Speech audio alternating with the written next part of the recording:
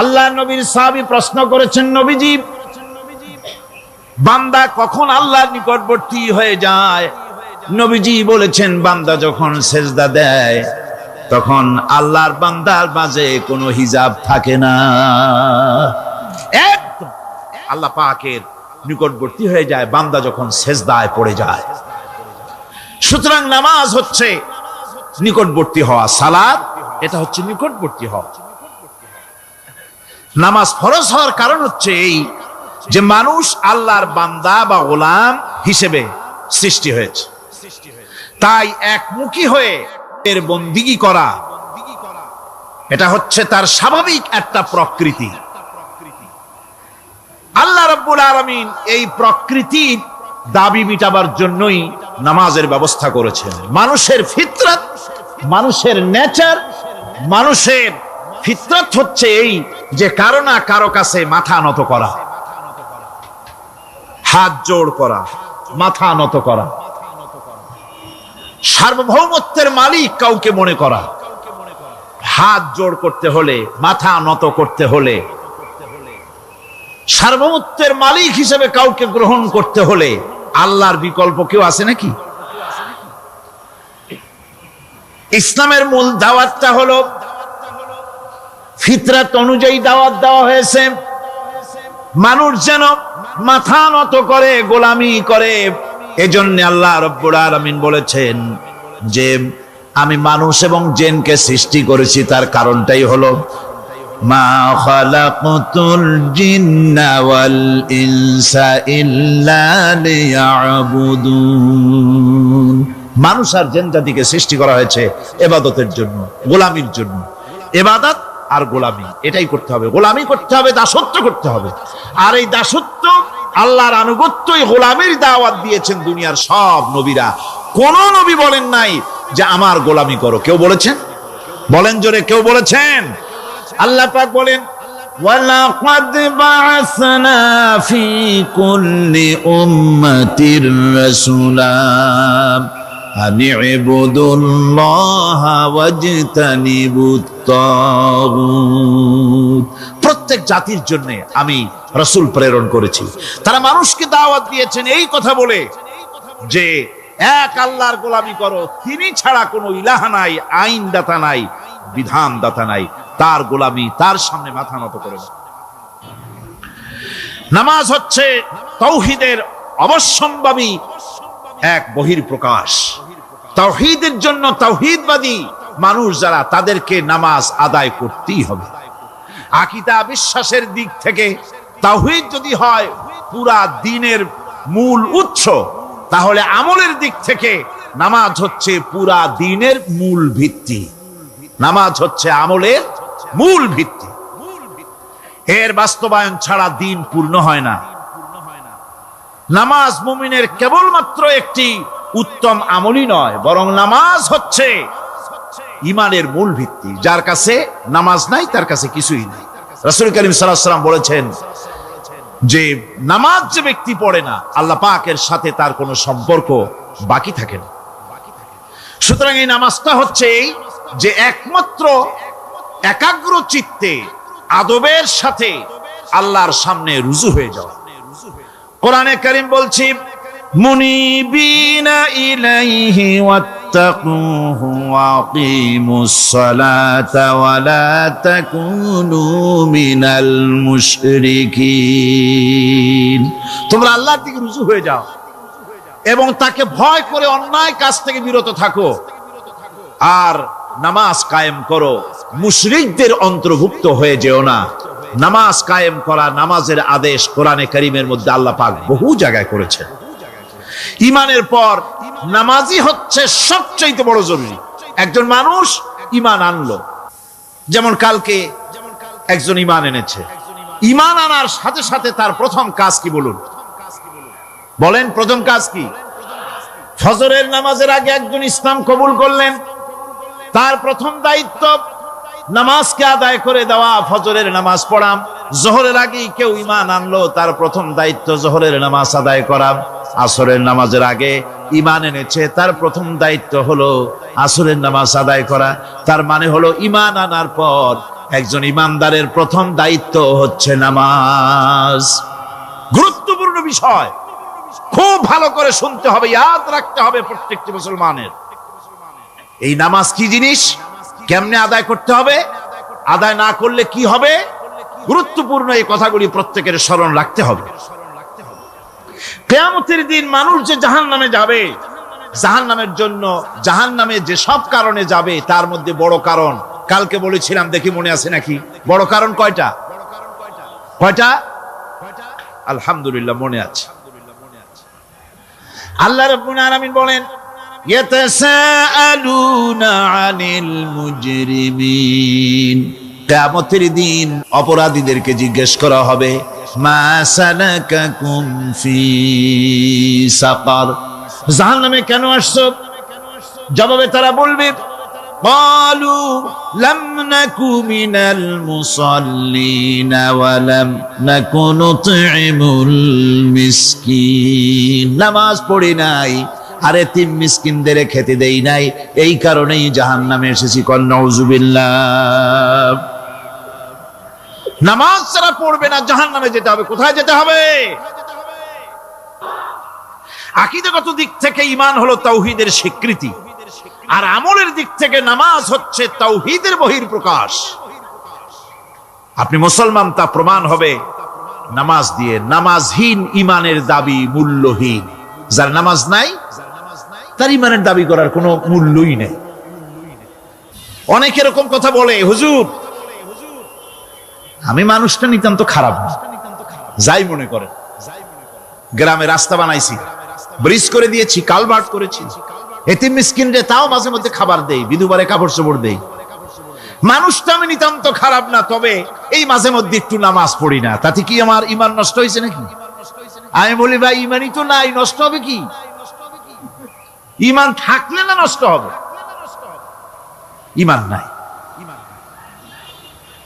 সুতরাং একজন মুসলমান যদি নামাজ না পড়ে, নিজেকে মুসলমান বলে দাবি করার কোন হক তার না, দাবি করার অধিকার না। নামাজ হচ্ছে জিন্দেগি, নামাজটাই মূলত জিন্দেগি। নামাজটা কি? জিন্দেগি। আল্লাহ রাব্বুল আলামিন শেখাচ্ছেন, কুল ইন্না সালাতি ওয়া নুসুকি ওয়া মাহইয়ায়া ওয়া মামাতি লিল্লাহি রাব্বিল আলামিন। মুহাব্বতের সাথে সবাই পড়েন, কুল ইন্না সালাতি ওয়া নুসুকি ওয়া মাহইয়ায়া ওয়া মামাতি লিল্লাহি রাব্বিল আলামিন। বলো আমার নামাজ, বলো আমার নামাজ, আমার কোরবানি, আমার হায়াত, আমার মত সবকিছুই আল্লাহ রব্বুল আলামিনের জন্য নিবেদিত। আমার বেঁচে থাকা, আমার মরে যাওয়া সব আল্লাহর জন্য। সে আল্লাহ রব্বুল আলামিন, তার জন্য সবকিছু নিবেদিত করতে হবে। আল্লাহ পাকের গোলাম আমাদের বানিয়েছেন, আল্লাহ আমাদের গোলামি করা লাগবে। আর গোলামির নমুনা যাকাত দিয়া, হজ দিয়া, দান দিয়া, সদকা দিয়া, কোন জিনিস দিয়ে নামাজের মতো গোলামির উৎকৃষ্ট প্রমাণ বা নমুনা আর কিছুতে নাই। আমি যে গোলাম, তার উৎকৃষ্ট প্রমাণ হচ্ছে নামাজ। নামাজেই একটা মানুষ গোলামির অনুভূতিতে তাকে নিয়ে যায়। বাদশা হোক, মন্ত্রী হোক, পীর হোক, মওলানা হোক, মুহাদ্দিস হোক, বড় লোক হোক, গরিব হোক, পুরুষ হোক, নারী হোক, যাই হোক, নামাজে দাঁড়াইলো, একেবারে কান্ডারে ধরিয়া, কানের কাছে হাত দিয়া, হাত দুটো বাঁধিয়া, মাথা নিচের দিকে দিয়ে দাঁড়ায় গেল। কিসের মতো? আসামির মতো, গোলামের মতো। সুবহানাল্লাহ। এদিক ওদিক তাকাইতে পারবা না, চোখটা থাকবে সেজদা যেখানে দিবা সেখানে। তাকানো নিষেধ, সেজদার দিকে তাকাও। এরপরে যখন রুকুতে গেলেন, গোলামির নমুনা হয়ে গেল। গোলামের এরকম মাথা নিচু করে থাকতে হয় প্রভুর সামনে। গেলেন রাজা, বাদশা, বড় লোক, সব অহংকার চূর্ণ হয়ে গেল। নাক আর কপাল দিয়া আমার মাবুদের দরবারে মাথাটা লাগাই দিলাম জমিনের উপরে। সুবহানাল্লাহ। আমি আমার ভাষায় বলি, আমি আমার ভাষায় কথাটা এভাবে বলি, এই জমিনটা যদি কাগজ হয় আর আমার নাকটার কপালটা যদি কলম হয়, তাহলে আমি যে গোলাম দৈনিক 5 বার আমার নাক আর কপাল দিয়া জমিন নামক কাগজের উপরে, দাস খতের উপরে দৈনিক 5 বার নাক আর কপাল দিয়া সই করে দেই, আল্লাহ আমি তোমার গোলাম আর কারো গোলাম নই, আমি একমাত্র তোমার গোলাম। ঘুমের থেকে উঠে সেজদা দিয়ে বলি, দুপুরের সময় কাজ ফালাইয়া আরেকবার বলি, বিকেল আসার আগে আসরে আরেকবার বলি, দিন যখন শেষ হয় আরেকবার বলি, রাতে যখন শুতে যাই আরেকবার সেজদা দিয়া ঘোষণা করি, মাবুদ আমি তোমার গোলাম। সুবহানাল্লাহ। নামাজ হচ্ছে ইসলামের গণ্ডির মধ্যে প্রবেশের প্রমাণ। কোরআনে কারীম বলছে, ফাইন তাবু ওয়া আকামুস সালাতা ওয়া আতাউজ যাকাতা ফাইখওয়ানুকুম ফিদ্দীন। সূরা তওবা এসেছে, তারা যদি তওবা করে আর নামাজ কায়েম করে, যাকাত যদি আদায় করে, তাহলে এখন তোমাদের সে দ্বীনি ভাই, এখন ভাই হয়ে গেল। একটু আগে ছিল কাফের মুশরিক, এখন তোমার দ্বীনি ভাই। দ্বীনের গণ্ডির মধ্যে প্রবেশ করা, কলেমা পড়ার সাথে সাথেই নামাজ। নামাজ হচ্ছে দ্বীনের প্রধান গেট, দ্বীনের প্রধান তোরণ। দ্বীনের মধ্যে প্রবেশ করার জন্য এই গেট দিয়ে প্রবেশ করতে হবে। সুতরাং এই নামাজের এতই গুরুত্ব দেওয়া হয়েছে। ইসলাম যদি ক্ষমতায় আসে, আল্লাহ যেন এনে দেন, জোরে কোন আমিন। ইসলাম যদি ক্ষমতায় এসে যায়, রব্বুল আলামিন তাফসীরের মাহফিল, কোরআন সামনে নিয়ে আশা করে তোমার দরবারে দোয়া করি, এই বিশাল জনসমুদ্রের দোয়া কবুল করো মাবুদ গো, এই বাংলাদেশকে ইসলামের দেশ বানাইয়া দাও। দেশটা যদি ইসলামের হয়ে যায়, আইন যদি আল্লাহর হয়, শাসন যদি সৎ লোকেরা করে, রব্বুল আলামিন কোরআন শরীফে বলেন, তাহলে তারা 4টা কাজ করবে। আল্লাযীনা মাক্কান্নাহুম ফিল আরদ আকামুস সালাতা ওয়া আতাউজ যাকাত ওয়া আমারু বিল মা'রুফি ওয়া নাহাউ আনিল মুনকার। মুমিনেরা ক্ষমতায় এসে প্রথম যে কাজটা করবে, প্রথমে ক্ষমতা এসেই নামাজ বাধ্যতামূলক করবে। প্রথম কি? ওয়াজ নসিহতে অনুরোধ করা হবে না, বাবাজিরা আল্লাহর রাস্তায় নামাজটা পড়ে না। রেডিও এবং টেলিভিশনের মাধ্যমে রাষ্ট্রপ্রধান অর্ডার করে দিবেন, যারা আকেল বালিগ সকলের জন্য নামাজ বাধ্যতামূলক, নামাজ পড়তেই হবে, এটা অর্ডার। বেলা যখন 1টা বেজে যাবে, বেলা যখন 1টা বাজবে, সমস্ত মসজিদে আজান শুরু হয়ে যাবে। আজানের সাথে সাথে অফিস, আদালত, কল কারখানা, ক্ষেত খামার, শিক্ষাঙ্গন সব ডেডলক হয়ে যাবে। আধা ঘন্টার জন্য বন্ধ হয়ে যাবে। যারা মুসলমান অফিসে, কলেজে, ইউনিভার্সিটিতে, সর্বত্র তারা নামাজের জন্য প্রস্তুতি নেবেন। আধা ঘন্টার ভিতরে নামাজ আর খানা সেরে আবার কলেজ চলবে, বিশ্ববিদ্যালয় চলবে, কল চলবে, কারখানা চলবে, ক্যান্টনমেন্ট চলবে, সেক্রেটারিয়েট চলবে, সব আপন গতিতে চলতে থাকবে। আল্লাহর রহমত, বরকত আকাশ ফেরে নাজিল হয়ে যাবে। আর এই অর্ডার যে দেওয়া হবে, নামাজ পড়বেন, নামাজ পড়বেন সেখানে।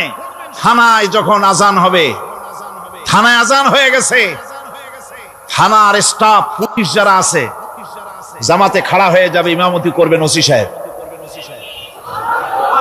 এসপির অফিসে এসপি সাহেব ইমামতি করবেন, ডিসি সাহেব তার অফিসে ইমামতি করবেন, মন্ত্রী সেক্রেটারিয়েট ইমামতি করবেন, প্রেসিডেন্ট বঙ্গভবনে ইমামতি করবেন, বিশ্ববিদ্যালয়ের ভাইস চ্যান্সেলরের ইমামতিতে সে জায়গার মুসলমান ছাত্র ছাত্রী, শিক্ষক শিক্ষয়িত্রী এক জামাতে নামাজ আদায় করবে। এই যদি হয় চিত্র দেশের, অপরাধ থাকবে? থানায় ওসি সাহেব নিজেই যদি জামাতের ইমামতি করেন, এইভাবে নামাজ আদায় করেন পুলিশদের নিয়ে জামাতে, ঘুষ আর খাবে তারা? এসপি সাহেবের অফিসে, ডিসি সাহেবের অফিসে মন্ত্রীরা যদি ভাবে নামাজ কায়েম করে, তাহলে কি অন্যায় অপরাধ কিছু থাকবে সমাজে? থাকবে না। সুতরাং নামাজ বাধ্যতামূলক করে দেওয়া হবে। নামাজ বাধ্যতামূলক, সকলকে নামাজ পড়তে হবে। নামাজ হচ্ছে অপকর্মের প্রতিবন্ধক। নামাজ পড়লে অন্যায় কাজ থেকে বাঁচার পর, অন্যায় থেকে বাঁচাই কিসে? নামাজ।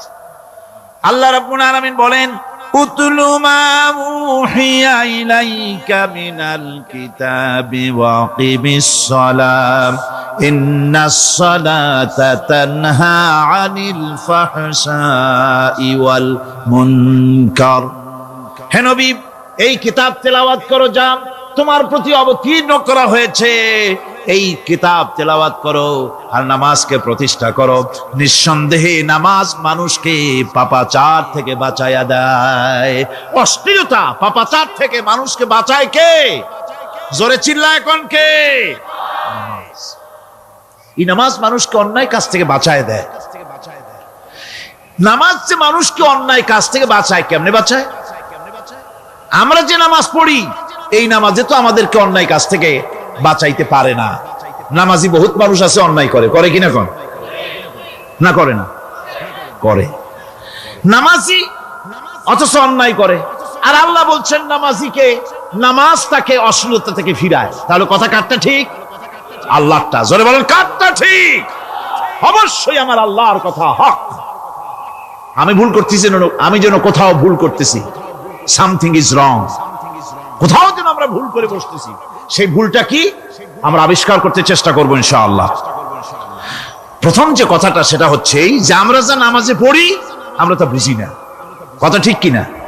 আমি যদি এখন প্রশ্ন করি সামি আল্লাহু লিমান হামিদা অর্থ কি কোন? ফার্স্ট ডিভিশনে কয়েকটা লেটার নিয়ে ফেল করবেন এরকম লোক আছেন না নাই? সুবহান রাব্বিয়াল আলা অর্থ কি জানি না। সুবহান রাব্বিয়াল আযীমের অর্থ কি জানি না।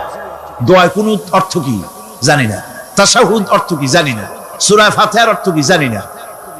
এমন কি উযুর মধ্যে কয়টা ফরজ তাও অনেকের জানা নাই। কথা কি বেশি বললাম না ঠিক বলছি? একজনের জিজ্ঞেস করলো, মিয়া উযুতে কয় ফরজ? কয় হুজুর কি মনে করেন এটা বুঝি জানি না, এটা তো সাধারণ ব্যাপার, বলেন না কয় ফরজ? কয় উযুতে তো 17 ফরজ। কি কি? কয় হাত ধোয়া, পাও ধোয়া, মুখ ধোয়া, নাক ধোয়া, চোখ ধোয়া, জিহ্বা ধোয়া, মাথা ধোয়া। বলতে বলতে গুনে দেখা গেল প্রায় 19টার মতো বলছে। বলা হলো, মিয়া বললেন আপনি উযুতে ফরজ 17টা, কইলেন আপনি 19টা। কয় হুজুর জানি, আরো বলি না আপনাদের ভয়তে। উযু জানে না, নামাজ জানে না, তাকে এই নামাজ কেমনে ফিরাবে অন্যায় কাজ থেকে? কথা বুঝতে পেরেছেন? নামাজে আল্লাহু আকবার বললাম, এরপরে সানা পড়লাম, তারপরে সূরা ফাতিহা পড়লাম। সূরা ফাতিহার ভিতরে যে সমস্ত কথাগুলি বললাম সেই কথাগুলি বুঝি না, কি বলেছি তাও জানি না। এরপরে সুবহান রাব্বিয়াল আলা বলেছি, সুবহান রাব্বিয়াল আযীম বলেছি, সামি আল্লাহু লিমান হামিদা বলেছি, অর্থ কি জানি না। আল্লাহ তা শুনতে পান, যে ব্যক্তি আল্লাহর প্রশংসা করেন তিনি তা শুনতে পান। নামাজের মধ্যে আইডিয়া দেওয়া হচ্ছে, তুমি যে আল্লাহর জন্য নামাজ পড়তেছো, প্রশংসা করতেছো, এটা এমন নয় যে আল্লাহ পাক দেখছেন না বা শুনতেছেন না। তুমি যা বলতেছো, প্রশংসা করতেছো, আল্লাহ পাক তা শুনতে পাচ্ছেন। সামি আল্লাহু লিমান হামিদা। সুবহান রাব্বিয়াল আলা, আমি মহান সর্বশ্রেষ্ঠ আল্লাহ রাব্বুল আলামিনের পবিত্রতা ঘোষণা করছি, আমি তার প্রশংসা করছি। সূরা ফাতিহার কি আমরা বলি আপনারা ব্যাখ্যা দেখে বুঝে নিয়েন, সেগুলি আমি এখানে বলে বাকি কথা সব শেষ করতে পারবো না। নামাজে কি পড়েন সেটা যদি জানতেন, অবশ্যই আল্লাহ রাব্বুল আলামিনের কথা কার্যকরী হয়ে যেত। ইন্নাস সালাতা তানহা আনিল ফাহশাই ওয়াল মুনকার। নামাজ মানুষকে পাপের কাজ, অশ্লীলতা থেকে ফিরাতে পারে। আল্লাহ ইন্না বসাইছেন, নিশ্চয়ই, বেশক, অবশ্যই নামাজ পাপ থেকে ফিরাবে। কিন্তু কেমনে ফিরাবে নামাজ তো বুঝি না, নামাজ তো বুঝি না। খালি সেজদা দেয় জনমের মতো। আর সেজদা কি? নামাজে যদি দেখে ইমাম দেরি করতেছে, আত্তাহিয়াত পড়তে দেরি হয়ে যাচ্ছে, পিছন থেকে সিগন্যাল মারে, ঠিক কিনা? বেয়াদব, বেয়াদব। তোমার নামাজ, তোমার আত্তাহিয়াত আগে শেষ হয়েছে, তাতে কি হয়েছে? চুপ করে বসে থাকো। ইমামকে কাশি দিয়া সতর্ক করার অধিকার তোমার নাই। যদি ইমামকে সতর্ক করার জন্য কাশি দিয়ে থাকো, তোমার নামাজ ফাসেদ হয়ে যাবে। এটা ফাজলামি করার জায়গা না, এটা নামাজ। এর নাম কি? ধীরে সুস্থে নামাজ পড়তে হবে। অনেকে মসজিদটারে মনে করে জেলখানা, ঢুকতে যত দেরি, বেরোতে পারলে যেন বাসে যান ছটফট করে। সিনেমার মধ্যে গিয়ে ঘন্টার পর ঘন্টা বসে থাকে, খারাপ লাগে না? মসজিদে কেরাত যদি একটু লম্বা পড়ে, পিছনে বসে খালি কি যে করে, মনে মনে বলতে থাকে যে ইমাম এমন কাঁচা ছাড়া ছাড়ি না। আর গান যখন শোনে, শুনতেই থাকে, কত মজা, ঘুম আসে না। নাউযুবিল্লাহ। সুতরাং নামাজে কি পড়েন সেটা আপনাকে বুঝতে হবে। সঠিকভাবে নামাজ পড়ার পরও যদি কোনো মানুষের সঠিকভাবে, ভালো করে শোনেন, সঠিকভাবে নামাজ পড়ার পরেও যদি কোনো মানুষ পাপের থেকে না ফেরে, তাহলে বুঝতে হবে একথা, পানি আর সাবান দিয়া কাপড় ধুলে কাপড়ের ময়লা যাবে, কিন্তু পানি আর সাবান দিয়া কয়লা জনমের মতো ধুইলেও কয়লার ময়লা যাবে না। কথা বুঝে আসছে? এর থেকে আর উত্তম দৃষ্টান্ত আমার কাছে নাই। নামাজ পড়ার পরেও যদি চরিত্র ভালো না হয়, বুঝতে হবে নামাজ হচ্ছে না, কাঙ্ক্ষিত মানের নামাজ আদায় হচ্ছে না। আল্লাহর নবী বলেছেন, যার নামাজ পাপ কাজ হতে ফিরাতে পারলো না, তার নামাজ নামাজি নয়। আবার শুনুন, রাসূল বলছেন, যার নামাজ তাকে পাপের কাছ থেকে ফিরাতে পারলো না, তার নামাজ নামাজ নয়। ওইটা নামাজ হয় নাই, যার জন্য তার পাপ থেকে তারে ফিরাইতে পারছে না। আর কিয়ামতের দিন বেনামাজিরা সবচাইতে বেশি অপমানিত হবে। সবচাইতে বেশি অপমানিত হবে কারা? বেনামাজিরা। কিভাবে?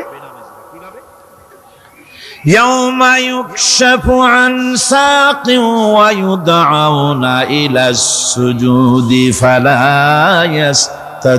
ইয়াস্তাতিউন।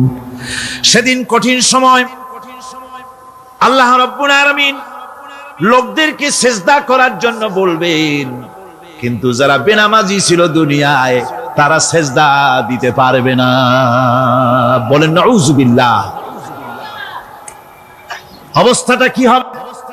খাশিআতান আবসারুহুম তারহাকুহুম যিল্লাহ। তাদের দৃষ্টি নিচু হবে, লাঞ্ছনা এবং অপমান তাদের উপরে চেপে বসবে, সিজদা দিতে পারবে না। আল্লাহ আমাদেরকে ক্ষমা করুন।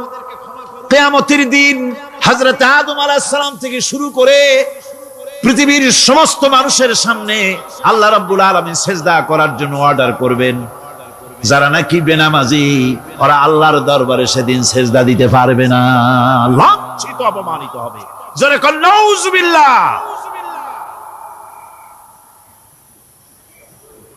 নামাজ, মুমিনের নামাজ একরকম, মুনাফিকের নামাজ হলো আর এক রকম। মুনাফিকরাও নামাজ পড়ে, পড়ে কিনা কোন? মুনাফিকেরাও নামাজ পড়ে। মুনাফিকেরা যখন নামাজ পড়তে যায়, আল্লাহ রাব্বুল আলামিন বলতেছেন, ওয়া ইযা কামু ইলাস সালাতি কামু কুসালা। মুনাফিকেরা যখন নামাজ পড়তে দাঁড়ায়, নামাজে আসে ঠিক তারা, কিন্তু নামাজের জন্য দাঁড়ায় খুব শৈথিল্য ভারে, শৈথিল্য ভাবে দাঁড়ায়, কাহিলি, সুস্তি, এ জায়গা চুলকায়, পায়জামা ধরে টান দেয়, টুপিটা ঘুরায়, এদিক ওদিক তাকায়। মুনাফিকের নামাজ দেখলেই ঠিক পাওয়া যায় যে বেটা মুনাফিক। এইভাবে সে দাঁড়ায়। তার নামাজটা কি জন্য? ইউরাউনান নাসা ওয়া লা ইয়াযকুরুনাল্লাহা ইল্লা কালিলা। তাদের নামাজ হচ্ছে মানুষকে দেখাবার নামাজ। নাউযুবিল্লাহ। এখন দেখবেন এই মৌসুম আসছে, নামাজের মৌসুম, বেনামাজিদের নামাজের মৌসুম। জনসভা হচ্ছে, নির্বাচন আসতেছে, নামাজে রক্ত হয়ে গেছে, তাড়াতাড়ি আজান হয়ে গেল। টুপি না থাকলে রুমাল একটা মাথায় দিল, উজু আছে কি না আছে, আল্লাহু আকবার, যা আছে কপালে হয়ে যাক। মানুষকে দেখাবার জন্য এরা নামাজ পড়ে। এরা আল্লাহর শরণার্থে নামাজ খুব কম লোকই করে। এরা হচ্ছে মুনাফিক।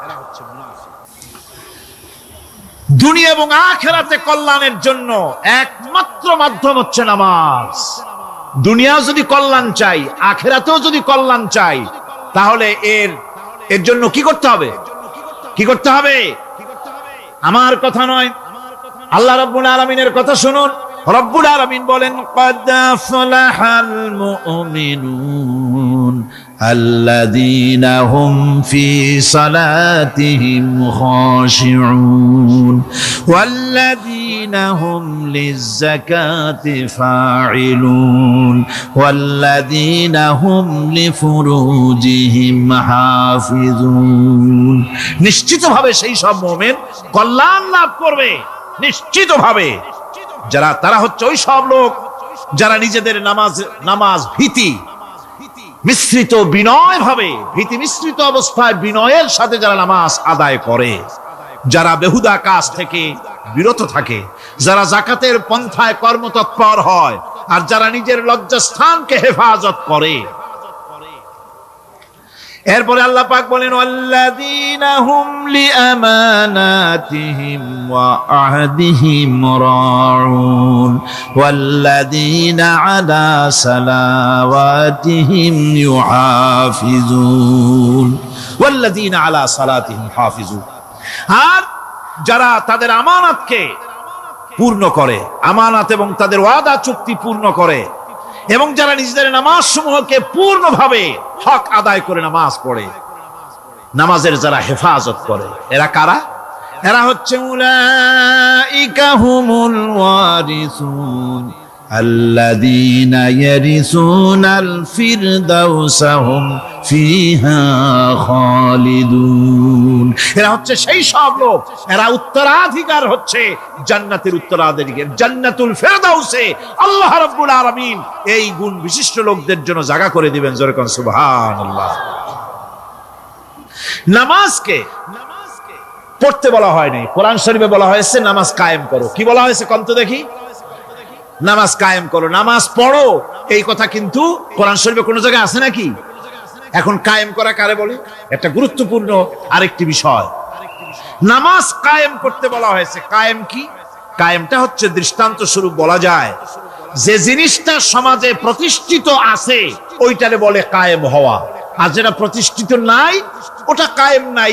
কায়েম মানেই হলো প্রতিষ্ঠিত থাকা। যেমন আমাদের দেশে, আমাদের সমাজে নারী পুরুষ শিশু বৃদ্ধ সকলেই কাপড় পরা, শাড়ি পরা, লুঙ্গি পরা, এই কাপড় পরাটা কায়েম আছে, প্রতিষ্ঠিত আছে না নাই?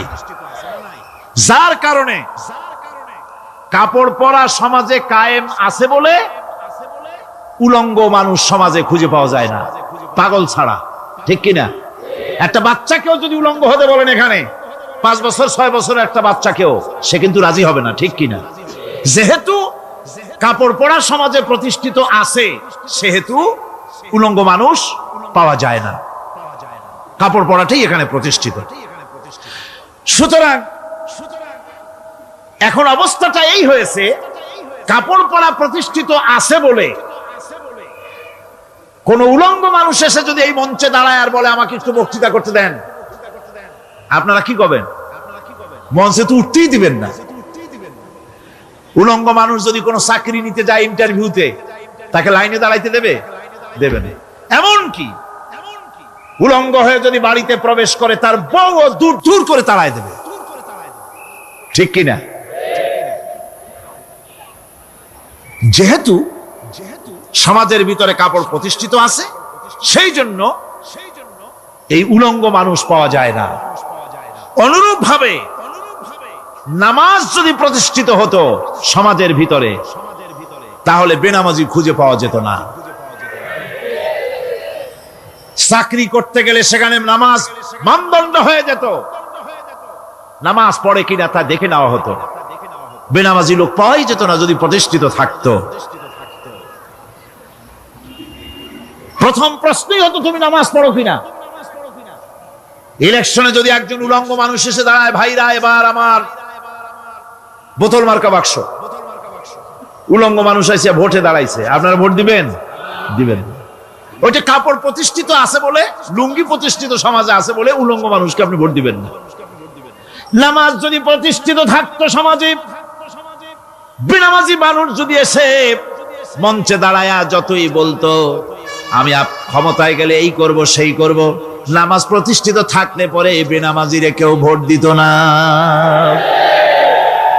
নামাজ যদি প্রতিষ্ঠিত থাকতো তাহলে অফিসের অফিসার তো দূরের কথা, বেনামাজি অফিসের ঝাড়ুদারের চাকরিও তার কিসমতে জুটত না যদি নামাজ প্রতিষ্ঠিত থাকতো।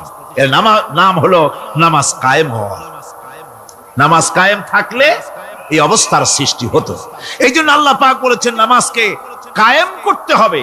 নামাজ হবে সব ভালো কাজের মানদণ্ড। সমস্ত ভালো কাজের মানদণ্ড কি? নামাজ। নামাজ আমাদেরকে বড় রকমের শিক্ষা দেয়। কি শিক্ষা দেয়? নামাজ আমাদের শিখায় ঐক্য আর ভ্রাতৃত্ব। ভ্রাতৃত্বের আর ঐক্যের শিক্ষা দেয়। এক নেতার আনুগত্য করা শিখায়। জামাত যত বড় হোক, ইমাম হবে কয়জন? একজন ইমাম হবে। আর এই ইমাম মানে কি? নেতা। ইমাম মানে কি? নেতা নির্বাচন শিখায় নামাজে। নেতা নির্বাচন কে শিখায়? নামাজ শিখায়। বোঝেন খুব ভালো করে। কিভাবে? মনে করুন চট্টগ্রাম শাহী মসজিদে ইমাম প্রয়োজন। এখন সেই ইমাম নেওয়ার জন্য ইন্টারভিউ কল করা হলো, বিজ্ঞাপন দেওয়া হলো পত্রিকায়। অনেক আলেম আসলেন। ইন্টারভিউ বোর্ডে যারা বসলেন তারা ইন্টারভিউটা কিভাবে নেবেন? যার মাথার চুল লম্বা বেশি তার ইমামতি দেওয়া হবে। যার লুঙ্গিটা পায়ের গিরার তলে তারে দেওয়া হবে। যার মোষটা মুখের মধ্যে গিয়া ঢুকছে, হাসি দিলে বুঝাই যায় না হাসে না কান্দে, তারে দিবে। দাড়িগুলা কামাইছে তারে দেবে। সিগারেট খায় বা অবশ্য চট্টগ্রাম আর সিলেটে সিগারেটের ফতোয়া ভিন্ন রকম। বরিশালে আমি যেখানে জন্মগ্রহণ করেছি, আমার এলাকায় কোনো আলেম যদি সিগারেট খায়, মসজিদের ইমাম তো ভালো, মসজিদ ঝাড়ু দিতেও ঢুকতে দেবে না মসজিদে। এটা এই এলাকার এক রকমের কায়দা। আমি এটার ব্যাপারে কথা নাইবা বললাম। তো আপনারা খুঁজে দেখবেন সে সিনেমা দেখে নাকি, মিথ্যা কথা বলে নাকি, বউ পর্দায় থাকে নাকি। এগুলি মাইক্রোস্কোপ যন্ত্র দিয়ে ইমামের মাথা থেকে পা পর্যন্ত দেখবেন কিনা কন? আচ্ছা এবার কোন তো দেখি এই ইমাম সাহেব ইমামতি করবে কতজন লোকের?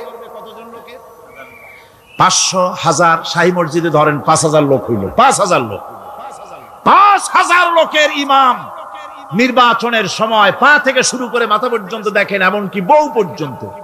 বৌমনি আনিয়ে দেখেন না, পর্দায় থাকে কিনা এইটা আপনারা দেখেন, ঠিক কিনা?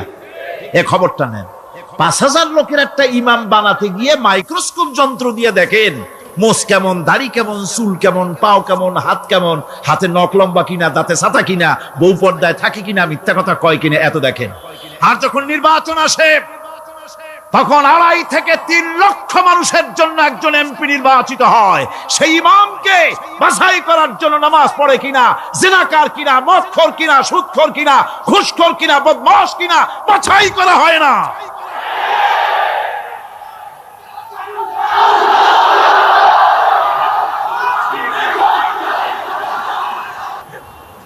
নামাজ আমাদেরকে এটা শিখায়। ইমামকে আপনি বানাইতে হবে, কোন সুবহানাল্লাহ। নামাজ ঐক্য শিখায়, নামাজ ভ্রাতৃত্ব শিখায়, নামাজ পারস্পরিক মহব্বত শিখায়, নামাজ নেতা কেমন হওয়া উচিত, নেতা নির্বাচন শিখায়। আবার নেতা ভুল করলে তার ভুল বলা যাবে না, এরকম হতে পারবে না। নামাজের ভিতরে ইমাম যদি ভুল করলে আপনি লোকমা দিবেন, সুবহানাল্লাহ, আল্লাহু আকবার বলবেন। যদি তিনি সংশোধন না হলেন আবার দেন, তাতেও সংশোধন হলো না আবার দেন। 3 বার লোকমা দেওয়ার পর যদি ভুল সংশোধন না করে নামাজ ছেড়ে দেন, ইমামকে বের করে দেন, নতুন ইমাম নিয়োগ করেন। যারা ক্ষমতায় যাবে, আপনি রাষ্ট্রের ইমাম যারে বানাবেন, সেই রাষ্ট্রীয় ইমাম যদি জনগণের ইচ্ছার বিরুদ্ধে যদি চলে, একবার লোকমান দেন, দুইবার লোকমান দেন, তিনবার দেন, তারপরেও যদি না নামে, ঘাট ধরে নামেন। নামাজ আপনাকে নেতা নির্বাচন, নেতাকে প্রতিষ্ঠিত রাখা, নেতার আনুগত্য আপনাকে শেখায়। নামাজ লাইন সোজা করে দাঁড়াতে হবে। লাইন যদি বাঁকা করেন, আপনার কলজেটা ওরকম বাঁকা হয়ে যাবে। নাউযুবিল্লাহ। নামাজের কাতারে যার কারণে নামাজের কাতার বাঁকা হবে, পুরা কাতারের জন্য আল্লাহর কাছে ওই লোকটা দায়ী হয়ে যাবে। নামাজ শৃঙ্খলা শিখায়। সুবহানাল্লাহ কইতে ইচ্ছা করে না? নামাজ শৃঙ্খলা শিখায়, শৃঙ্খলা বোধ শিখায়, সোজা হয়ে দাঁড়ায়। তারপরে ঐক্য এবং মহব্বত শিখায়। নামাজের ভিতরে যখন দাঁড়ায় গেলেন, আমির দাঁড়ালো, ফকির দাঁড়ালো, মন্ত্রী দাঁড়ালো, তার ড্রাইভারও দাঁড়ায় গেল, একই কাতারে দাঁড়ায় গেছে। নামাজ পড়তে গিয়ে ড্রাইভারের পাও গিয়ে লেগেছে মন্ত্রীর গায়ে। নামাজ শেষ হওয়ার পর মন্ত্রীর বাবার ক্ষমতা নাই এ কথা বলার যে বেটা ড্রাইভার সলিমুদ্দি, তোর পাও লেগেছে আমার পায়ে, তোর চাকরি শুদ্ধা দোজকে পাঠায় দেব। পারবে বলতে? পারবে না। মিয়া মন্ত্রী সাহেব, এটা তোমার সেক্রেটারিয়েট না, এটা আল্লাহর ঘর। এটা কার ঘর? এক হি সব মে খড়ে হো গয়ে মাহমুদ ও আয়াজ, এক হি সব মে খড়ে হো গয়ে महमूद आयाज, न कोई बंदा रहा न कोई बंदा नवाज। एक ही कतारे दाঁড়িয়ে গেছে।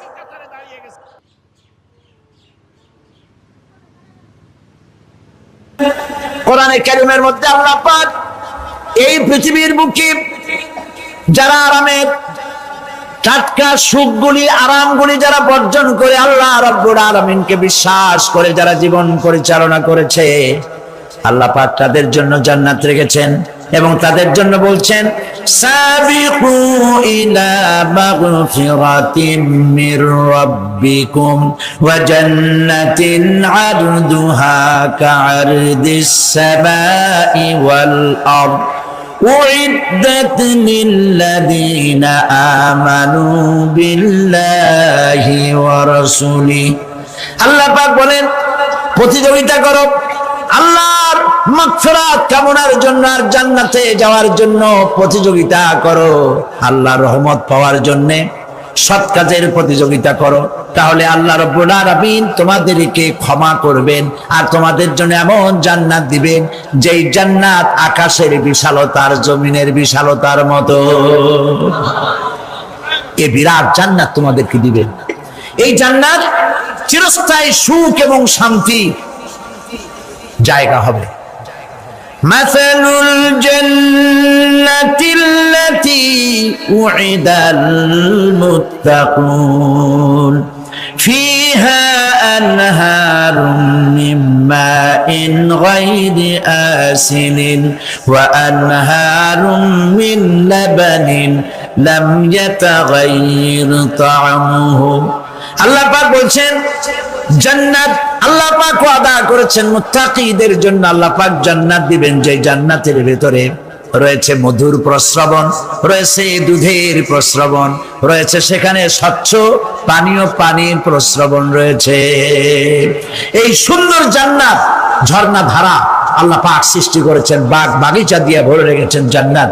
সেই জান্নাতে জান্নাত হবে এয়ার কন্ডিশন, রোদ্রের তাপ হবে না সেখানে, রোদ্রের খরতাপ হবে না সেখানে, ঠান্ডার প্রচন্ডতা থাকবে না। কিরকম হবে জায়গাটা? আল্লাহ পাক বলছেন, মুত্তাকিনা আলাল আরাইকি লা ইয়ারাউনা ফিহা শামসান ওয়ালা জামহারিরা ওয়া দানিয়াতান আলাইহিম যিলালুহা ওয়া দুল্লিলাত কুতুফুহা তাদলিলা। আল্লাহ পাক এমন জান্নাত রেখেছেন, সেই আল্লাহ পাক সেই জান্নাতের ভিতরে জান্নাতীরা ঠেস লাগায়া মুখোমুখি অবস্থায় তারা সেখানে বসবে, আর জান্নাতীদের মনের মধ্যে কোনো দুঃখ থাকবে না, পেরেশানি থাকবে না। পৃথিবীতে মানুষের দুঃখ থাকে, পেরেশানি থাকে, সেখানে কোনো দুঃখ আর পেরেশানি থাকবে না। সেই জায়গাটা হবে শীতাতপ নিয়ন্ত্রিত, না শীত না গরম, চির বসন্ত বিরাজ করবে। জান্নাতীরা সেখানে থাকবে। এই সুন্দর জান্নাত আল্লাহ পাক রেখেছেন মুত্তাকীদের জন্য। সুবহানাল্লাহ। কাফেরদের জন্য জান্নাত হবে জাহান্নাম হবে চিরকাল। খালিদিনা ফিহা আবাদান, চিরকাল কাফেরেরা জাহান্নামে থাকবে। সর্বশেষ যে ব্যক্তি জাহান্নাম থেকে মুক্তি লাভ করবে তাকে আল্লাহ পাক বলবেন, ফেরেশতাদেরকে বলবেন, আমার ফেরেশতারা আমার এই বান্দাকে জান্নাত এবং জাহান্নামের মাঝখানে রেখে দাও। জান্নাত এবং জাহান্নামের মাঝখানে লোকটি যখন থাকার জায়গা পাবে, সে জান্নাতের দিকে তাকায়া দেখবে আর কাঁদতে থাকবে। আল্লাহ পাক জিজ্ঞেস করবেন, বান্দারে যুগের পর যুগ ধরে জাহান্নামে কেঁদেছো, আমি রব্বুল আলামিন জাহান্নাম মাফ করে দিয়া জান্নাত জাহান্নামের মাঝখানে রেখে দিয়েছি, আযাব থেকে তো বেঁচে গেছো, এখন কাঁদো কেন? লোকটি বলবে, রব্বুল আলামিন কান্দি এই কারণে, জাহান্নাম থেকে মাফ করেছো, তোমার শুকরিয়া আদায় করি। জান্নাত তো আমার কপালে নাই, কিসমতে নাই, কিন্তু জান্নাত আমি এখান থেকে দেখতে পাচ্ছি। জান্নাতের সুঘ্রাণ আমার নাকে আসতেছে, কপালে নাই যাওয়ার। আমি কাঁদি এই জন্য, তুমি যদি মেহেরবানি করে আমাকে জান্নাতের দরজার কাছে একটু দাঁড় করায় দিতা, প্রাণ ভরে তোমার জান্নাতের দৃশ্যটা একটু দেখতাম। আল্লাহ পাক তার আরজি পূরণ করবেন, বলবেন যাও। ফেরেশতাদের বলবেন, এর জান্নাতের দরজার কাছে দাঁড় করায় দাও। জান্নাতের দরজার কাছে দাঁড়িয়ে লোকটি আবার কান্না শুরু করবে। আল্লাহ পাক প্রশ্ন করবেন, এবার কান্দো কেন? লোকটি বলবে, রব্বুল আলামিন কান্দি এই কারণে, জান্নাতের এই দরজায় দাঁড়ায়া জান্নাতের অফুরন্ত নেয়ামত কিছুই ভালো করে দেখা যায় না, শুধু অল্প জায়গা দেখি। যদি তুমি আমারে দয়া করে জান্নাতের মাঝখানে দাঁড় করায় দিতা, চতুর্দিকে তাকায়া তাকায়া দেখা কলিজারে ঠান্ডা বানাইতাম। তবে আমি ওয়াদা করি, জান্নাতের কোন নাজ নেয়ামত, কোন ফল আমি খাবো না, ধরবো না, সইব না। একটুখানি মেহেরবানি করে মাঝখানে দাঁড় করাইয়া দাও, জানদারে ঠান্ডা করি। আল্লাহ রাব্বুল আলামিন ফেরেশতাদের বলবেন, আমার এই বান্দারে জান্নাতের মাঝখানে দাঁড় করাইয়া দে। আল্লাহর নবী বলেন, জান্নাতের মাঝখানে দাঁড়িয়ে লোকটি আগের চাইতে আরো জোরে চিৎকার মেরে কাঁদতে থাকবে। আল্লাহ পাক বলবেন, বান্দারে কি হলো তোর?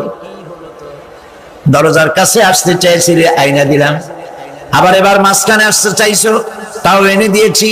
আবার কান্দো কেন? লোকটি বলবে, রব্বুল আলামিন এবার কান্দি এই জন্যে, তুমি যখন দয়া করে একটিবার জান্নাতের মাঝখানে এনে আমাকে দাঁড় করায় দিয়েছো, তুমি রহমান রহিম গফুরুর রহিম, এই জান্নাত থেকে আবার আর বাইর করে দিও না। আল্লাহ রাব্বুল আলামিন বলবেন, ও আমার বান্দারে, আমার এই জান্নাত তোর খুব পছন্দ হয়েছে নাকি? লোকটি বলবে, রব্বুল আলামিন কলিজা ঠান্ডা হয়ে গেছে, ভাবতেও পারি নাই জান্নাত এত সুন্দর। আল্লাহ পাক বলবেন, বান্দারে এরকম একটি নয়, দুইটা নয়, তোর জন্য আমি 10টা জান্নাত এরকম রিজার্ভ করে রাখছি। সুবহানাল্লাহ। আল্লাহ পাককে ভয় করে পৃথিবীর সমস্ত পাপ থেকে যারা নিজেকে রক্ষা করবে, আল্লাহ তাদের জন্য এই জান্নাত রেখে দিয়েছেন। সুবহানাল্লাহ। সেই জান্নাতের রিসিপশন আপনারা আন্দাজ করতে পারবেন না, রিসিপশন কারে কয়। কি এর প্রধানমন্ত্রী আর প্রেসিডেন্ট, 4-5টা পুলিশ আর আর্মি আসে একটা ফট করে সেলুট মারলো, বাস শেষ হয়ে গেল, এরকম না। জান্নাতীদেরকে রিসিপশন দেওয়া হবে। জান্নাতীরা যখন আল্লাহর হুকুমে জান্নাতের দিকে যেতে লাগবে, আর যখন জান্নাতের কাছে চলে যাবে, আল্লাহ রাব্বুল আলামিন শোনায় দিচ্ছেন, হাত্তা ইযা জাউহা ফুতিহাত আবওয়াবুহা ওয়া ক্বালা লাহুম খাযানাতুহা সালামুন আলাইকুম তিবতুম ফাদখুলুহা খালিদিন। সুবহানাল্লাহ। জান্নাতীরা যখন জান্নাতে প্রবেশ করার দরজার মুখোমুখি হবে, দ্বার রক্ষীগণ তখন বলবে সালামুন আলাইকুম, আল্লাহর শান্তি তোমাদের উপরে বর্ষিত হোক। সুবহানাল্লাহ। দুনিয়ার টাটকা টাটকা সুখগুলি দুই পা দিয়ে ঠেলে দিয়েছো, টাটকা সুখগুলি গ্রহণ করো নাই, হারাম খাও নাই, আল্লাহর দ্বীন কায়েমের জন্য রক্ত দিয়েছো, জীবন দিয়েছো, কষ্ট করেছো, আল্লাহকে ভয় করেছো। আমাদের সালাম গ্রহণ করো, জান্নাতের মধ্যে ঢুকে যাও চিরকালের জন্য। সুবহানাল্লাহ। আর বাইর হওয়া লাগবে না, চিরকাল এই জান্নাতের মধ্যে তোমরা বসবাস করতে পারবে, আল্লাহ রাব্বুল আলামিনের ফেরেশতারা বলে দিবেন। জান্নাতের মধ্যে আল্লাহ পাক হুরদের সঙ্গে জান্নাতীদের বিয়ের ব্যবস্থা করে দিবেন। কোরআনে কারীমে আল্লাহ পাক বলেন মুত্তাকিনা আলা সুরুরিম মাসফুফাতিন ওয়া যাওয়াজনাহুম বিহুরিন ঈন। সামনাসামনি ভাবে সাজানো সারি সারি আসন সমূহের উপর তারা ঠেস লাগায় বসে থাকবে, আর আল্লাহ রাব্বুল আলামিন হুরদের সাথে জান্নাতীদের বিয়ের ব্যবস্থা করে দিবেন। যেসব হুরের সঙ্গে বিয়ে হবে তাদের আল্লাহ পাক বিবরণ দিচ্ছেন কি রকম হবে তারা। লাম ইয়াতমিসহুন্না ইনসুন ওয়ালা জান। এর পূর্বে জিন এবং ইনসান এদেরকে কেউ স্পর্শ করে না। কিরকম তারা? কাআন্নাহুন্নাল ইয়াকুতু ওয়াল মারজান। যেমন ঝিনুকের ভিতরে মণিমুক্তা থাকে, এইভাবে আল্লাহ পাক তাদেরকে পবিত্র করে রেখে দিয়েছেন। আমার প্রিয় ভাইরা, আল্লাহ রাব্বুল আলামিন কোরআনে কারীমের ভিতরে বলেছেন ফাবিআইয়ি আলা'i রাব্বিকুমা তুকাযযিবান। জান্নাত দান করে আল্লাহ পাক এবার জান্নাতীদেরকে সম্বোধন করে বলবেন ইয়া ইবাদি লা খাউফুন আলাইকুমুল ইয়াওমা ওয়ালা আনতুম তাহজানুন। হে আমার বান্দারা, লা খাউফুন আলাইকুমুল ইয়াওম, আজ আর কোনো ভয় নাই। সুবহানাল্লাহ, সুবহানাল্লাহ। আজ আর কোনো ভয় নাই, কোনো চিন্তাও নাই, আরামে এই জান্নাতের মধ্যে বসবাস করো। এরপরে আল্লাহ পাক জিজ্ঞেস করবেন, ও আমার জান্নাতীরা, আমি যেসব ওয়াদা করছিলাম আমার ওয়াদা মোতাবেক সমস্ত নিয়ামত পেয়েছো? তারা বলবে হ্যাঁ পেয়েছি, সব নিয়ামত আপনার ওয়াদা মোতাবেক সব পেয়েছি।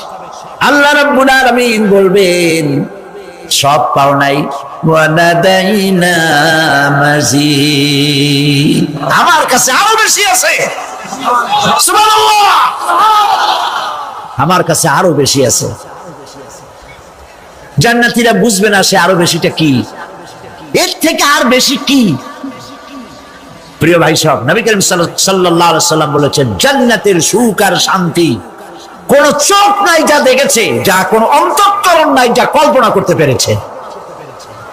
এই জান্নাত মুত্তাকিদের জন্য আল্লাহ রাখছেন। সুবহানাল্লাহ। জান্নাতীরা ভাবতেও পারবে না সেই নিয়ামতগুলি কি। প্রিয় ভাই সব, সেই মুহূর্তে আল্লাহর নবী মুহাম্মদুর রাসূলুল্লাহ সাল্লাল্লাহু আলাইহি ওয়াসাল্লাম বলবেন রব্বুল আলামিন, আমার উম্মতেরা জান্নাতীরা বুঝতে পারে নাই আপনার কাছে কি নিয়ামত আরো বেশি আছে। আমার এই উম্মতেরা জান্নাতীরা আপনার ওয়াদা মোতাবেক সব পেয়েছে, কিন্তু একটি জিনিস এখনো তাদের কিসমতে হয় নাই। সেই জিনিসটা হলো যারা তার রবকে না দেখে শুধু কোরআন আর হাদিসের কথা শুনে আরবের ঘুম হারাম করে তাহাজ্জুদের নামাজ আদায় করেছিল, চোখের পানি ফেলেছিল, যারা জান্নাত দেখে নাই, জাহান্নাম দেখে নাই, আপনাকে ভয় করে যারা জীবন পরিচালনা করেছিল, যারা আপনাকে দেখে নাই, না দেখে শুধু কোরআন হাদিস বিশ্বাস করে যারা অকাতরে নিজেদের জীবন বিলায় দিয়েছিল, এই জান্নাতীরা এখন পর্যন্ত তার রবকে দেখতে পারে নাই। আল্লাহ রাব্বুল আলামিন তার সামনে থেকে 70,000 পর্দা সরে যাবে। আল্লাহ পাক বান্দাদের আরজি পুরা করার জন্য জান্নাতীদের সামনে তিনি জালোয়া ফরজ হবে। কোরআন শরীফের ভিতরে আল্লাহ পাক বলেন, জান্নাতীরা তারা আল্লাহর দিকে, জান্নাতীরা তার রবের দিকে তাকিয়ে থাকবে, আর রব তার বান্দাদের দিকে তাকায়া থাকবে। প্রাণ ভরে জান্নাতীরা রবকে দেখবে, সুবহানাল্লাহ, আল্লাহ পাককে দেখবে। প্রাণ খুলে আজ দোয়া করি রব্বুল আলামিন, জান্নাতের যেই পরিবেশে, যেই জায়গায় তুমি দয়া করে তোমার গোলামদেরকে তুমি নিজেই দর্শন দিবে, দেখা দিবে। মনিব গো, ও আমাদের রব, আজ এই বিশাল জনসমুদ্র নিয়ে তোমার দরবারে আবেগ ভরা কণ্ঠে বলি, যেই অনুষ্ঠানটি তুমি এমন মুবারক অনুষ্ঠান করবে যেখানে তুমি জান্নাতীদেরকে দেখা দিবে, ওই জান্নাতের কোন একটি, ওই অনুষ্ঠানের কোন একটি কোনায় কানায় আমাদেরকেও দাঁড় করাইয়া দেখান তো।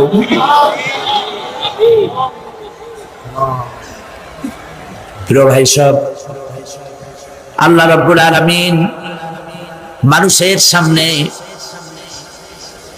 এত সব নিয়ামত রেখেছেন, এই জান্নাত দান করবেন। এরপরে আল্লাহ রাব্বুল আলামিন কোরআনে কারীমের মধ্যে বলেছেন, রব্বিস সামাওয়াতি ওয়াল আরদি ওয়া মা বাইনাহুমার রাহমানি লা ইয়ামলিকুনা মিনহু খিতাবা। এসব পুরস্কার রয়েছে তোমাদের সেই রবের পক্ষ থেকে যিনি আকাশ আর জমিনের মালিক। সুবহানাল্লাহ বলবেন না? যার সামনে কথা বলার ক্ষমতা কারো হবে না। এটি একটি মারাত্মক কথা। কিয়ামতের দিন আল্লাহর দরবারে কেউ কথা বলতে পারবে না আল্লাহর নির্দেশ ছাড়া। একটি আকীদা পরিষ্কার করে নিয়ে যান আপনাদের, সে আকীদাটা এভাবে পরিষ্কার করুন, কোন পীর সাহেব, কোন খাজা বাবা, কোন মাওলানা, কোন মুহাদ্দিস, কোন বুজুর্গ আপনাকে সুপারিশ করতে পারবে না যদি না আল্লাহ পাক তাকে কথা বলার তৌফিক না দেন। মনে থাকবে এটা? আয়াতুল কুরসির ভিতরে আমরা পড়ি, মান যাল্লাযী ইয়াশফাউ ইনদাহু ইল্লা বিইযনিহি। আল্লাহ পাক বলেছেন কিয়ামতের দিন আল্লাহর দরবারে কার সাহস আছে কথা বলতে পারে? মান যাল্লাযী ইয়াশফাউ ইনদাহু ইল্লা বিইযনিহি। আল্লাহর ওয়াদা ছাড়া, হুকুম ছাড়া আল্লাহর সামনে কথা বলা সেদিন কেউ থাকবে না। সুবহানাল্লাহ। কেউ কথা বলতে পারবে না। সুপারিশ করতে হবে আল্লাহ যারে বলেন তুমি করো, অমুকের জন্য করো, সেই ব্যক্তি শুধু তার জন্যই করতে পারবে, আর কেউ কথা বলতে পারবে না। সেই কঠিন হাসরের ময়দান, যেদিন শুধুমাত্র আল্লাহ পাক কথা বলবেন, আর যারে বলতে বলবেন সেই কেবলমাত্র বলতে পারবে। সুপারিশ এটি আল্লাহ পাক কিয়ামতে পারমিশন দিলে বলা যাবে। হযরত ইব্রাহিম আলাইহিস সালাম কিয়ামতের দিন তার নিজের পিতা সম্পর্কে সুপারিশ করবেন, রব্বুল আলামিন আমার আব্বার জন্য সুপারিশ করতেছি, মেহেরবানি করে জাহান্নাম থেকে তারে আপনি রক্ষা করুন। আল্লাহ রব্বুল আলামিন বলবেন, ইব্রাহিম তোমার সুপারিশ মঞ্জুর হবে না। প্রিয় ভাই সব, একটু মাথা খাটান, চিন্তা করেন। জাতির পিতা কে? জাতির পিতা চিল্লায় বলুন, কলিজা সাফ করে ফেলুন। মুসলমানদের জাতির পিতা হাফিজ হাবিব কেউ হতে পারে না।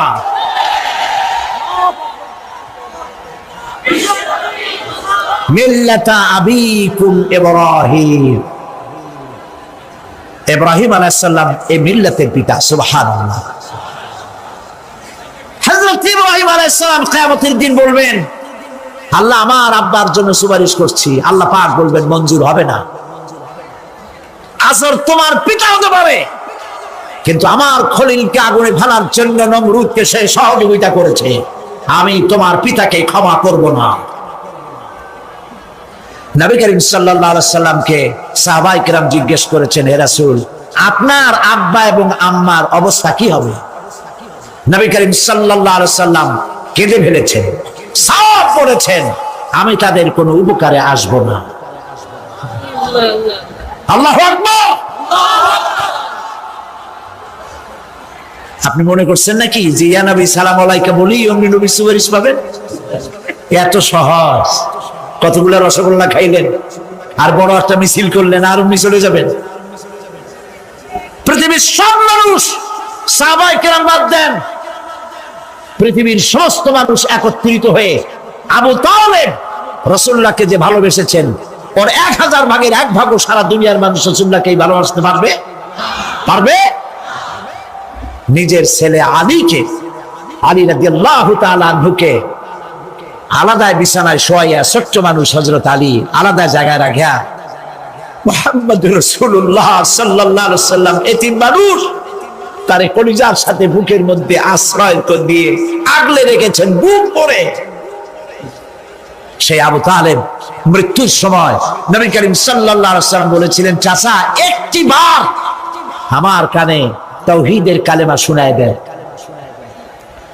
আবু তালেব তার কিসমতে ছিল না কালেমা। মরে যাওয়ার পর একজন সাহাবী বলেছিলেন, ইয়া রাসূলুল্লাহ, মৃত্যুর সময় আবু তালেবের মুখ আমি নড়তে দেখেছি, তিনি কালেমা পড়েছেন সম্ভবত। রাসূলুল্লাহ সাফ বলেছেন, আমি শুনি নাই। এত ভালোবাসার পরেও হাদিস শরীফে এসেছে আবু তালেব জাহান্নামে যাবে। কোথায় যাবে? জাহান্নামে। সবচাইতে কম আযাব হবে কার? আবু তালেবের। কম আযাবটা কি?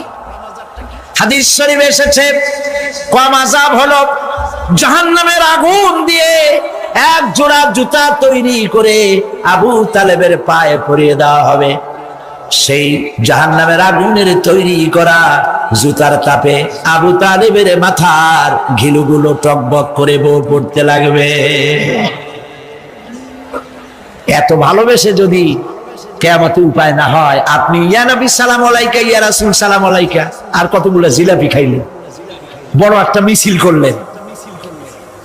প্রিয় ভাই সব, এইসব বেদাত ছাড়ুন, এগুলি সুস্পষ্ট বিদআত। রাসূলুল্লাহকে ভালোবাসবেন, সাহাবীরা যেভাবে ভালোবেসেছেন ওইভাবে ভালোবাসবেন। আল্লাহ রাব্বুল আলামিন বলেন, যালিকাল ইয়াউমুল হক ফামান শাআ আত্তাখাযা ইলা রাব্বিহি মাআবা। এই দিনটি অবশ্যই আসবে, সেদিনটি নিশ্চিতভাবে আসবে। আর এখন যার ইচ্ছা সে তার রবের দিকে অগ্রসর হোক। ইন্না আনজারনাকুম আযাবান করিবান ইয়াওমা ইয়ানজুরুল মার'উ মা কদ্দামাত ইয়াদাহু ওয়া ইয়াকুলুল কাফিরু ইয়া লাইতানি কুনতু তুরাবা। ইন্না আনজারনাকুম আযাবান করিবা, খুব নিকটবর্তী একটি আযাব সম্পর্কে আমি তোমাদেরকে সতর্ক করে দিলাম। কে বলতেছেন? আল্লাহ পাক। লক্ষ্য করুন আল্লাহ কি বলছেন, খুব নিকটবর্তী একটি কঠিন শাস্তি, আযাব অর্থাৎ কিয়ামত, এ সম্পর্কে আমি তোমাদেরকে সতর্ক করে দিলাম। ইয়াউমা ইয়ানজুরুল মার'উ মা কদ্দামাত ইয়াদা, সেদিন প্রত্যেকটি লোক যা সে পাঠিয়ে দিয়েছিল এখানে, অর্থাৎ যা করেছিল সেগুলি সে দেখতে পাবে। আর তখন ওয়ায়াকুলুল কাফিরু ইয়া লাইতানি কুনতু তুরাবা। সেই কিয়ামতের ময়দানে অবস্থা দেখে কাফেররা বলবে, আহারে মানুষ না হইয়া যদি মাটি হইয়া যেতাম। যদি মাটি হতাম, যদি মানুষ না হয়ে না জন্মতাম, আজ এই হাসরের ময়দানে এইখানে এই বিচারের মুখোমুখি হতাম না, মাটি হইলে বরং অনেক ভালো হতো। এই পৃথিবীতে আমরা এসেছি, চলে যাব, যাওয়ার আগে এই কোরআন একটি বিশাল জনগোষ্ঠী এমন বানাতে চেয়েছে, যে জনগোষ্ঠী এই কোরআন দিয়ে একটি বিশাল সমাজ গড়বে, রাষ্ট্র গড়বে, এমন রাষ্ট্র গড়বে যেই রাষ্ট্রে দুঃখ থাকবে না, অশান্তি থাকবে না, যেখানে সুখ থাকবে, সমৃদ্ধি থাকবে, আর কিয়ামতের দিন আল্লাহর জান্নাতে তারা চলে যাবে। তেমন একটি সমাজকে আমরা চাই। সবাই বলেন, সেরকম একটি সমাজকে আমরা চাই। প্রিয় ভাই সব, কিয়ামতের দিন আমরা যেতে চাই জান্নাতে। কোথায় যেতে চাই বলেন? জোরে বলেন। এই জান্নাতে যাওয়ার জন্য, এই জান্নাতে যাওয়ার জন্য দুইটা কাজ করতে হবে। কয়টা কাজ? আল্লাহ রাব্বুল আলামিন বলেন, ফামান কানা ইয়ারজু লিকাআ রাব্বিহি ফালইআমাল আমালান সালিহান ওয়া লা ইউশরিক বিইবাদাতি রাব্বিহি আহাদা। আল্লাহ পাক বলেন, যে বাজারা আমার সঙ্গে দেখা করতে চায় কিয়ামতে, দুইটা কাজ করা লাগবে। বলেন কয়টা কাজ? একটা হলো নেক আমল। কি আমল বলেন? নেক আমল। নেক আমল কারে বলে? নেক আমল করতে হলে আবার দুইটা শর্ত লাগে। এক নম্বরে কাজটা করতে হবে আল্লাহরে খুশি করার জন্য। কারে খুশি করার জন্য? একটা মাদ্রাসা বানাইছি যাতে লোকেরা বলে যে বড় একটা মাদ্রাসা বানাইছে, এই জন্য মাদ্রাসা বানাবেন, মসজিদ বানাবেন, হসপিটাল বানাবেন, যা কিছু করেন নিয়ত হবে আল্লাহকে খুশি করা। নিয়ত হবে কারে খুশি করা? আল্লাহ পাককে খুশি করা। এই হলো নেক আমলের প্রথম শর্ত, কাজ হবে আল্লাহকে খুশি করার জন্য। দুই নম্বরে কাজটি হতে হবে সুন্নতে নববী সাল্লাল্লাহু আলাইহি ওয়াসাল্লামের উপরে। মনে থাকবে, দাড়ি রাখবো। কেন রাখবো? রাসূলের সুন্নাত। রাখবো কারে খুশি করার জন্য? আল্লাহকে খুশি করার জন্য। রাখবো কার মতো? রবীন্দ্রনাথের মতো, কার্ল মার্কসের মতো, কবির মতো নয়। রাখতে হবে কার মতো? নবীর মতো। বুঝে নেন, কাজটা হতে হবে আল্লাহকে খুশি করার জন্য। দুই নম্বরে কাজটা হতে হবে সুন্নতে নববী সাল্লাল্লাহু আলাইহি ওয়াসাল্লামের উপরে হতে হবে। তাহলে এই হলো এক নম্বর। জান্নাতে যাওয়ার জন্য, আল্লাহর সাথে দেখা করার জন্য এক নম্বরের কাজ হলো নেক আমল। বলেন এক নম্বরের কাজ কি? দুই নম্বরের কাজ ওয়ালা ইউশরিক বিইবাদাতি রাব্বিহি আহাদা। আল্লাহ রাব্বুল আলামিনের ইবাদতের সাথে কাউকে শরীক স্থাপন করা যাবে না। আমরা যারা মুসলমান, অধিকাংশ মুসলমান শিরকের ভিতরে মুবতালা হয়ে আছে। বিশ্বাস করেন কিনা বলেন? কাফেরেরা তো মুশরিক আছে, ওরা তো মুশরিক আছেই, কিন্তু আমরা মুসলমানেরা আমাদের আমলের মধ্যে, আমাদের অজান্তে সবের নিয়তে অনেক শিরক আমরা করে বসি। নাউজুবিল্লাহ। বলেন নাউজুবিল্লাহ। এই জন্য আমি বারবার সতর্ক করি, নিজেকেও করি, আপনাদেরকেও করি। এই কারণে করি, শিরকের গুনাহ আল্লাহ মাফ করবেন না। ইন্না শিরকা লাযুলমুন আযীম। শিরক মস্ত বড় অপরাধ, জুলম, আল্লাহ মাফ করবেন না। আল্লাহর কাছে কান্দে কান্দে মাপ চাওয়া লাগবে যে আল্লাহ শিরক থেকে আমাকে রক্ষা করো, বাঁচাও। অনেক গোপন শিরক আছে। মাজারে যান, পীর সাহেবের কাছে যান, মনে যদি নিয়ত থাকে উনি ফু দিলে আমি ভালো হবই, উনি তাবিজ দিলে আমার বাচ্চা হবেই, উনি আমারে দয়া করলেই আমার ব্যবসায় উন্নতি হবেই, এইটার নাম শিরক। এটার নাম কি? ওয়াইজা সাআলতা ফাসআলিল্লাহ ওয়াইজা ইসতাআনতা ফাসতাইন বিল্লাহ। যা বলার আল্লাহরে বলো, আর যা চাওয়ার কার কাছে চাও? চিল্লায় বলেন। কলিজাটাকে পরিষ্কার করে দেন আজকের মাহফিলে। এই কলিজায় কারো প্রতি কোনো ভয় রাখবো না আল্লাহ ছাড়া। ভয় করবো কারে বলেন? মহব্বত আল্লাহ ছাড়া, এত বেশি মহব্বত আর কাউকে করব না। আল্লাহ তাআলা আমাদের কলিজায় তোমার ভয় এবং মহব্বত দিয়ে ভরে দাও, রাসূলের মহব্বত দিয়ে আমাদের দিলকে ভরে দাও। বিশ্বাস করুন ভাই সাহেব, কোরআন শরীফ আমার সামনে, বিশ্বাস করুন, দেশি পীর বিদেশি পীর, খাজা বাবা দেশি এবং বিদেশি, কেউ আপনার ভাগ্য বদলাই দিতে পারবে না। এই পিছনে দৌড়ায় দৌড়ায় কোনো লাভ নয়। এতক্ষণ মসজিদের ভেতরে বসে আল্লাহর কাছে কাঁদেন।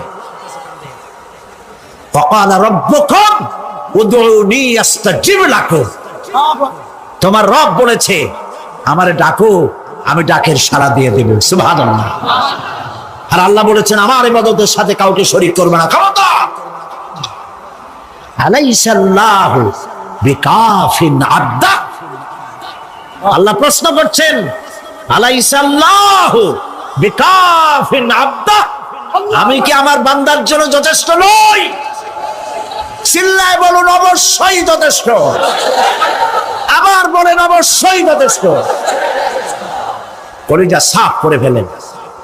সম্রাট শাহজাহান, দিল্লির সম্রাট, হাবিজাবি সম্রাট না, দিল্লির সম্রাট। এখন কোথায়? কবরের মধ্যে।